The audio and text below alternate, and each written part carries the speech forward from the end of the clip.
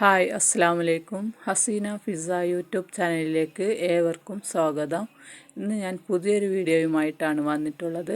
മഴക്കാലത്ത് അഥവാ പ്രത്യേകിച്ച് കർക്കിടക മാസത്തിൽ നല്ല പ്രതിരോധശേഷി വർദ്ധിക്കാനും നല്ല ആരോഗ്യത്തോടെ ഇരിക്കാനുമുള്ള പത്തിലത്തോരൻ അത് എങ്ങനെ തയ്യാറാക്കാമെന്ന ഒരു വീഡിയോ ആണ്. വീഡിയോ സ്കിപ്പ് ചെയ്യാതെ കാണണം, ലൈക്ക് ചെയ്യണം, ഷെയർ ചെയ്യണം. അപ്പോൾ നമുക്ക് നേരെ വീഡിയോയിലോട്ട് പോവാം. അതിന് വേണ്ടിയിട്ട് ഞാനിവിടെ കുറച്ച് ചീര പൊട്ടിച്ചെടുക്കുന്നുണ്ട്. ആദ്യമായി പൊട്ടിച്ചത് മാസാണി ചീരയാണ്.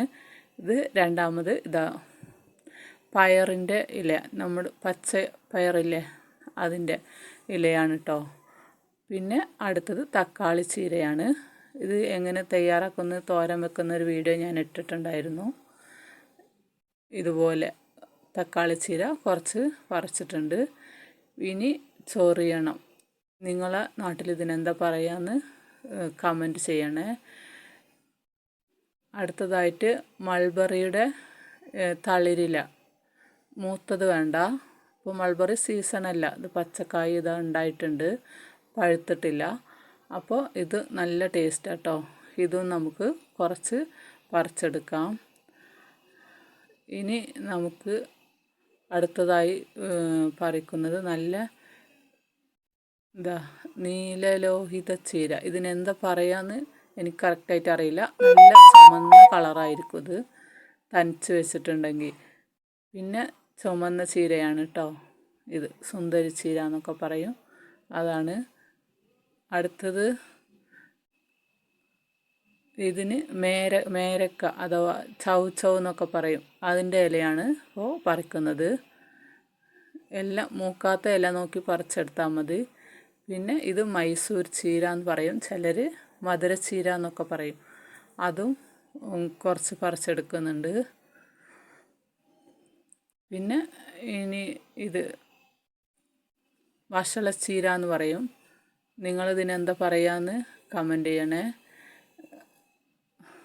ഇത് സാമ്പാർ ചീര, ഇതും കുറച്ചെടുക്കുക.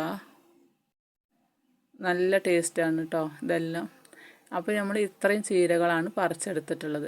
ഞാനിപ്പോൾ എൻ്റെ കയ്യിലുള്ള ചീര, നിങ്ങളുടെ കയ്യിൽ എന്ത് ചീരയാണോ ഉള്ളത് അത് പറിച്ചെടുക്കാം. ഇതുപോലെ എല്ലാം ചേർത്ത് നമുക്ക് തോരൻ വെക്കാം. അത് എന്നിട്ട് നന്നായി ഒന്ന് കഴുകി ചെറുതായി അരിഞ്ഞെടുത്തിട്ട് ഇതുപോലെ ഒരു ചട്ടി അടുപ്പിൽ വെച്ച് അതിലേക്ക് ഒരു 2 ടീസ്പൂൺ വെളിച്ചെണ്ണ ഒഴിച്ചിട്ടുണ്ട്. ഇനി അതിലേക്ക് ഒരു ചെറിയ സവാള കട്ട് ചെയ്തതാണ് ഇട്ട് കൊടുത്തിട്ടുള്ളത്. ചെറിയ ഉള്ളി ഉണ്ടെങ്കിൽ ചെറിയ ഉള്ളി ഇട്ടാലും മതി. എന്നിട്ട് ഇതുപോലെ ഒന്ന് വഴറ്റിയെടുക്കാം. ഒരുപാട് എണ്ണൻ്റെ ഒന്നും ആവശ്യമില്ല കേട്ടോ, ചെറുതായിട്ട് ഒഴിച്ചാൽ മതി. എണ്ണ അത്ര നല്ലതൊന്നുമല്ല, പിന്നെ വെളിച്ചെണ്ണക്കൊക്കെ ഇപ്പോൾ നല്ല വിലയുമാണല്ലോ. ഇനി അതിലേക്ക് ഒരു പച്ചമുളക് ചെറുതായി അരിഞ്ഞിട്ട് ഇട്ട് കൊടുത്തിട്ടുണ്ട്. ഒരു 1/4 ടീസ്പൂൺ ഉപ്പ് ഇട്ട് കൊടുക്കുന്നുണ്ട്. ഉപ്പ് കൂടി പോകരുത്. ചീരയിൽ ഉപ്പ് പെട്ടെന്ന് കൂടുതലാകും, കാരണം ചീര കുറേ ഉള്ള പോലെ തോന്നും, അത് ചുങ്ങിപ്പോവും. അതുകൊണ്ട് ഉപ്പ് നോക്കി കുറച്ചിട്ടാൽ മതി. എന്നിട്ട് ഇതുപോലെ അരിഞ്ഞു വെച്ച ചീര ഇട്ട് നന്നായി മിക്സ് ചെയ്ത് നമുക്കിതൊരു 2 മിനിറ്റ് നേരം മൂടി വെക്കാം. ഇതുപോലെ ഇതിൽ വെള്ളമൊന്നും ഒഴിക്കേണ്ട ആവശ്യമില്ല. നമ്മൾ ചീരയിൽ തന്നെ വെള്ളം ഉണ്ടാവും, വെള്ളത്തിൻ്റെ അംശം കൂടുതലുള്ള ചീരകളാണ്. പിന്നെ അതുകൊണ്ട് ഇതുപോലെ മൂടി വെച്ചിട്ട് നമുക്കതൊരു സിമ്മിൽ, ഹൈ ഫ്ലെയിമിൽ വെക്കണ്ട, സിമ്മിൽ വെച്ചിട്ട് വേവിച്ചെടുക്കാം. അപ്പോൾ അത് നല്ല ചൂടായി തിളച്ചതിന് ശേഷം ഇതുപോലെ മൂടി വെച്ചാൽ മതി. പിന്നെ വെള്ളം അതിൽ നിന്ന് ഇറങ്ങി വരും. അപ്പോൾ അത് വേവുമ്പോഴേക്കും നമുക്ക് അതിലേക്ക് ഒരു അരപ്പ് തയ്യാറാക്കാം. ഇതുപോലെ കുറച്ച് തേങ്ങയും, ഞാൻ വെള്ളമുളകാണ് കേട്ടോ എടുത്തിട്ടുള്ളത്, നിങ്ങൾക്ക് എരിവിനനുസരിച്ച് ഇഷ്ടമുള്ള മുളക് എടുക്കാം. ഇനി ഇപ്പോൾ 2 മിനിറ്റ് ആയിട്ടുണ്ട് മൂടി വെച്ച്. ചീര ഏകദേശം വെന്തിട്ടുണ്ട്. ഇനി നമുക്ക് അരച്ച് വെച്ച അരപ്പ് ഇതിലേക്ക് ചേർത്ത് കൊടുക്കാം. ഇതുപോലെ ഇത് ഞാൻ ചതച്ചെടുത്തിട്ടുണ്ട്.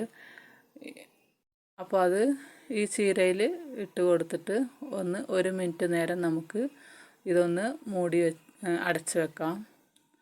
അതിൻ്റെ ആ പച്ച ചുവയൊക്കെ ഒന്ന് പോകുന്നത് വരെ, തേങ്ങൻ്റെയും മുളകിൻ്റെയും ഒക്കെ. എന്നിട്ട് ഇതുപോലെ ഒന്ന് ഇതാക്കിയിട്ട് മേലെ മൂടി വെച്ചിട്ട് നമുക്ക് ആ മൂടി വെച്ച് 1 മിനിറ്റ് നേരം മൂടി വെച്ചിട്ട് തുറന്ന് ഇളക്കാം. ഇപ്പോൾ 1 മിനിറ്റ് ആയിട്ടുണ്ട്. അത് കണ്ടോ? അപ്പോൾ ഇതുപോലെ ഒരു എല്ലാ ഇലകളും ചേർത്ത് കഴിക്കുന്നത് വളരെ നല്ലതാണെന്നാണ് പഴയ ആൾക്കാരൊക്കെ പറയുന്നത് കേട്ടോ. അപ്പോൾ നല്ല ടേസ്റ്റിയാണ്, നല്ല ഹെൽത്തിയാണ്. എല്ലാ ചീരകളും ഇട്ട് ചേർത്ത് വെക്കുന്നത് കൊണ്ട്. അപ്പോൾ നമ്മുടെ ചീര റെഡി ആയിട്ടുണ്ട്. നമുക്കത് പാത്രത്തിലേക്ക് സെർവ് ചെയ്യാം. ഇത്രയേ ഉള്ളൂ ഇന്നത്തെ വീഡിയോ. വീഡിയോ ഇഷ്ടമായെങ്കിൽ ഒന്ന് ലൈക്ക് ചെയ്യുക, ഷെയർ ചെയ്യുക, കമൻറ്റ് ചെയ്യുക. നാളെ വീണ്ടും മറ്റൊരു വീഡിയോയുമായി വരുന്നത് വരെ എല്ലാവർക്കും ബായ്. അസ്സലാമു അലൈക്കും. Thank you for watching.